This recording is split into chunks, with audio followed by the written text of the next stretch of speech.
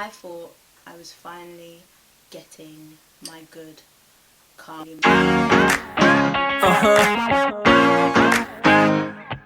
Yeah.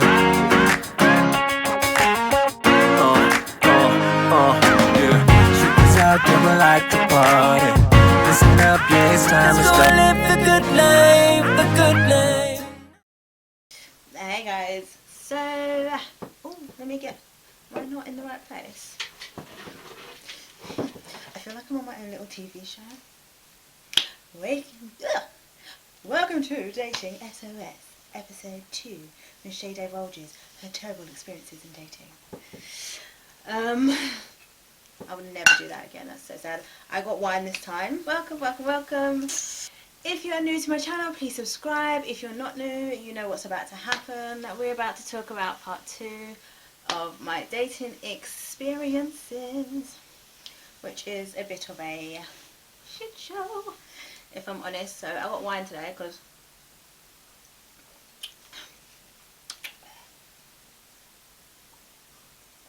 I'm like, where did I put my wine?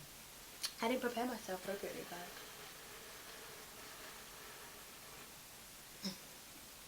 so yeah. Okay.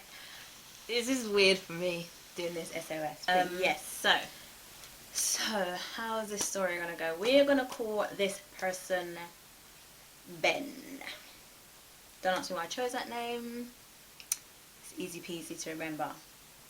So I met Ben. I'm not gonna say Ben. It's weird calling him another name, but yeah, I met him when one day I was running late to get my nails done, and I was walking super fast for the bus because I could see it coming. And as I was walking, you know, the generic scenario, like, wow, this guy stops me and he's like, wow, I think you are, like, can I just say, you're so beautiful. So I'm like, as always, thank you. And he's like, are you trying to catch the bus? I said, yes. So he proceeds to run for the bus for me. So I'm like, wow, a small gesture, but I've never had someone do something like that for me. I'm a sucker, but suckery, sucker. Because,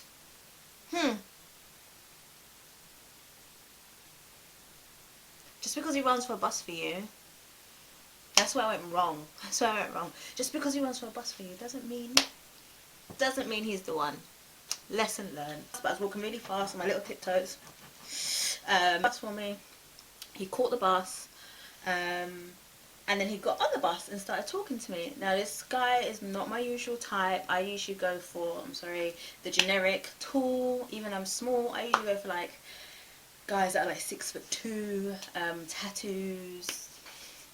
It's really, when I say it out loud, it's a proper bad boy vibe. So maybe I'm the problem. But yeah, so he was probably like 5'10", maybe 5'9", I'm being a bit generous.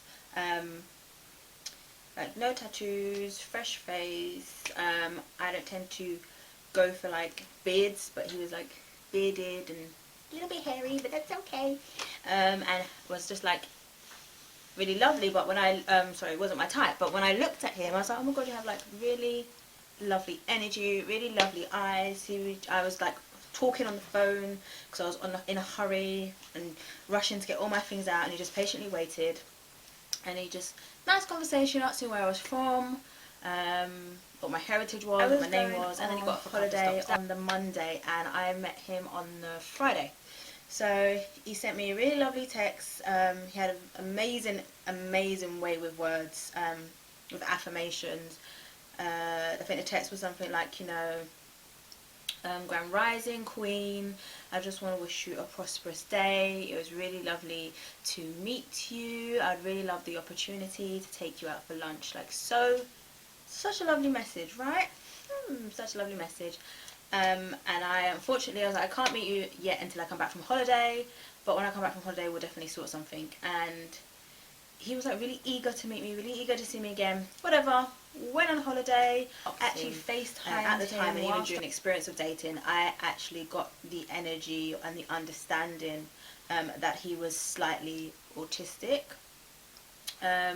not in a major way, but he just had certain mannerisms that were particular with autism. And I remember speaking to, I actually had a counsellor at the time, or therapist, and she said, do you think he's on the spectrum? So funnily you say that. So she said to me, you just reach out, just see how you feel about this guy, like see where his head is, sorry. So that is what I did. Sorry, I'm speaking so fast. Let me just calm down. So that is what I did anyway. So I reached out to him, and then yeah, everything was good for like the next 3 months. He did have a habit of, he says he has a phone hiatus. Let me just say this now, girls. If a guy cannot text you for like hours on end, or I don't care what anybody says. I know people are busy, but you make time for people you want to talk to. And if you're interested in someone, you're not going to text them back 2 or 3 days later. You're not going to do that. Like, we all had things going on. We have things to prioritize. So that was like a red flag to me. But he was extremely good at communicating, and just said that sometimes he needs to get away. He's got a lot of things going on in his life, and he just feels the need to just not be on his phone sometimes. I had a small inkling like something wasn't right, but I didn't worry too much, just because every time he would FaceTime me, it'd be like for hours on end. There would never be an issue. We would talk for hours.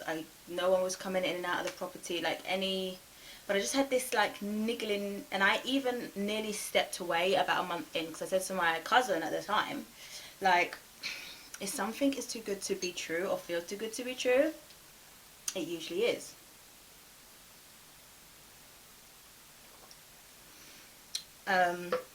But anyway, so he would ask me questions, he would learn things about me, and he would, now at hindsight, now I realise that he was using them to his advantage to manipulate a scenario with me. But at the time, I thought it was like, oh my god, like this guy really, really is like listening. He's taking in like who I am as a person. He's reciprocating the same energy sometimes. He would FaceTime me when he was at work, yada yada yada. So I was like, wow. And I remember like being so excited one day, because you'll find out, like I always say, like the experiences that I've had.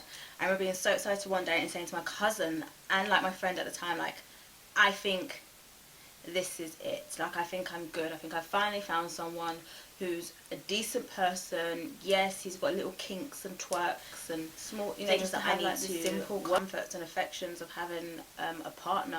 Having someone text me. I love apple pie. Oh my god, if anyone knows me, I love apple pie, apple crumble, any like with custard. My favorite dessert. Take note, my absolute favorite dessert. If someone says to me, let's go for apple pie, I'm like, yes, I'm there, I'm down, let's do it. And that is exactly what he would do. He would like buy me my favorite flowers. And what's funny is, like, saying this is what people should be doing, but I'm going to say evilness that comes to light at the end shows that it was, unfortunately for me, not done in a way that was genuine, and was actually done in a way to manipulate me into thinking he's something that he was not. So yeah, and he would come and he would stay like 2-3 nights in a row. So I felt like everything was good. Now, there was this situation where he was organising a surprise birthday for his cousin, he told me at the time. And obviously I'm not going to think anything of it. He would have phone calls about the party, like on our dates. He'd be talking to people whilst he was at mine about the party. He would like show me the design aspects of the cake, and then he even went to the party, showed me what he wore on the party, told me so much about it, and I didn't ask about it because I felt like it was intrusive, but he would voluntarily tell me about how great the party went, show me the cake design, show me what he was wearing, everything. I was like, okay, cool. So this is where it gets interesting. I'm going to tear up, and I'm not going to do that, but I felt it. I can feel it. Yeah, so I really thought that this person was my good karma from a lot of the negative things that have happened to me in my life that I don't divulge on. One day we were just chilling. on the bed, and I went to look at the time, and I didn't even think of it. I just picked up his phone and looked at the time. And when I looked at his phone, he had a selfie picture of a woman. I didn't say anything and I put it down, and he instantly, no hesitation, no nothing, just said she died when I was younger. So of course I'm like, yeah. So I said it was his sister, his dead sister. So you tell me, would you question that? Would you? Would you question a dead sister? I think I just have a mug which is on top of my head. Can you see it? Anyway, gave him the benefit of the doubt. And, like, how do you react to that? Like, I can't now really say anything. I was like, okay. I was like, I'm really sorry that misery haunts you from like the stories that he's told me, and I just gave him a hug. And then, but he proceeded to try and be like extremely affectionate, extremely intimate. Now I know it's because he got something in his head, like one up on me. It was like, oh my god, this girl doesn't know the truth. So it's like turned him on or whatever. Sorry if my little sister's watching this. I'm going to keep it PG.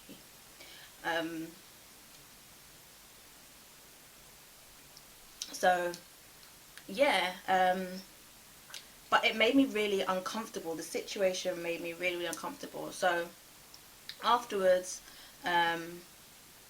he left, and I said, look, because I didn't know how to approach the situation, because I was telling friends and family, and they were like, well, yeah, if I had a sister or a brother who passed away, you know, it's not unusual for me to have them on my phone. It's not a problem, nothing. And I was like, but a selfie, and the girl had similarities to me. And like when you deep it, like, let me just not skip, like, she had similarities to me, and I was like, yeah, like if I had a sister who passed away or something, I would have a picture of like maybe us two together, but I wouldn't have a picture of my sister taking a selfie and have it as my screensaver. I was like, there's something not right about it. But everyone was like, no, it's normal, no, it's normal, listen, trust your instincts. But I knew something didn't sit right in my soul. So I had a conversation with him, and I just said, look, if that is your sister, I want to apologise because I did not react in the correct way, and I'm open to talk and communicate about anything and everything about the situation whenever you're ready to. But I've been hurt enough in the past, and it triggered feelings of I've been in a situation again. We can talk about it next time, but yeah, and they deceived me in a way that is very similar to how you are potentially deceiving me. 3 days, and then he left, never came back. Now, I just went into full FBI detective mode, and long story short, went onto his Instagram after about a week of not hearing from him, because his phone, I wasn't blocked on social media, wasn't blocked on his phone, it wasn't blocked anywhere, so I was like, something's not right.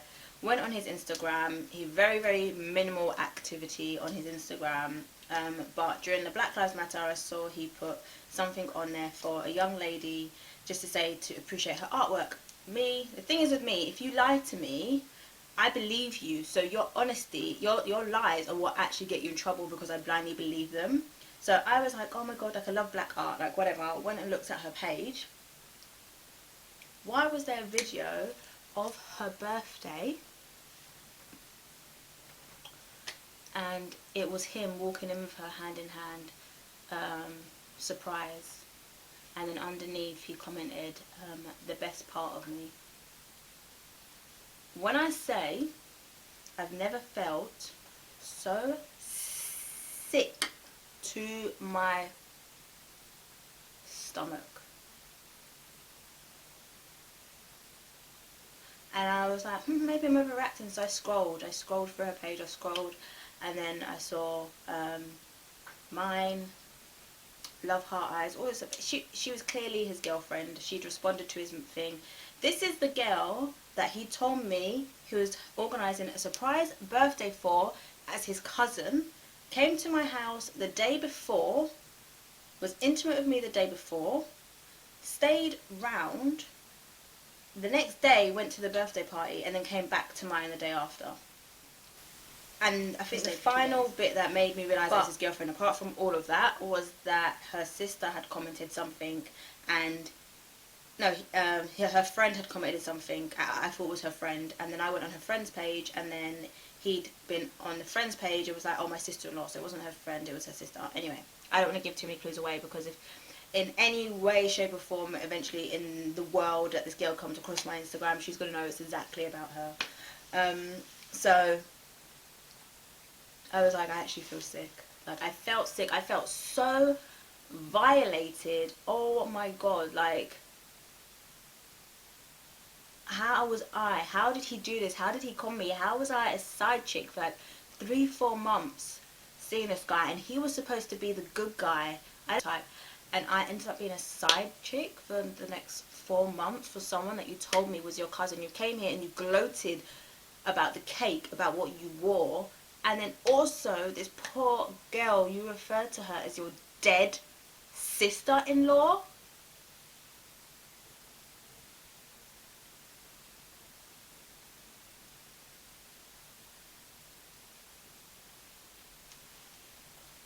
I was literally like, I let the devil into my house. I'd actually never felt so violated in my life.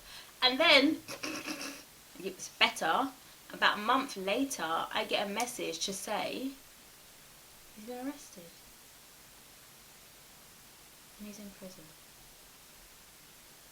for the next year.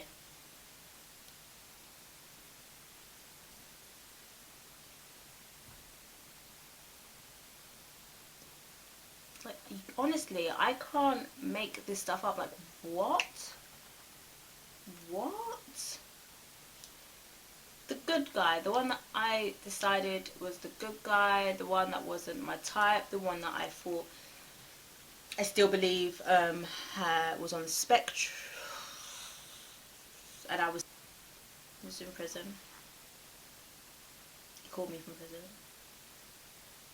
I told him everything I knew.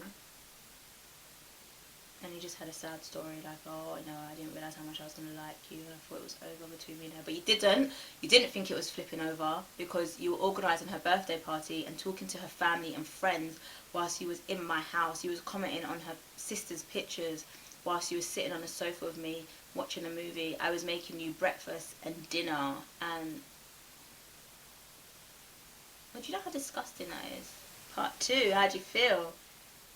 This one's a little bit more juicy than the first one, a little bit more traumatizing than the first one, extremely traumatizing actually. That experience